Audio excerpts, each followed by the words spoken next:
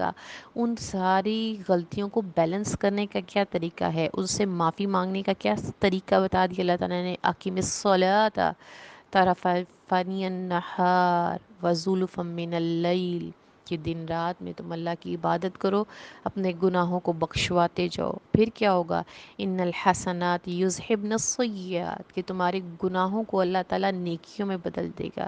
تمہارے وضو کرنے سے تمہارے گناہ جھڑتے جائیں گے، جو رہ جائیں گے وہ تمہاری نمازوں سے اللہ تعالیٰ دھوتا جائے گا. ذالک ذکر للذاکرین، کہ یہ قرآن پاک پڑھو، اللہ کا ذکر اذکار کرو، توبہ استغفار کرو، اللہ تعالیٰ تمہاری ساری برائیوں کو دھو ڈالے گا، تمہاری ساری غلطیوں کو، تمہارے سارے گناہوں کو مٹا دے گا.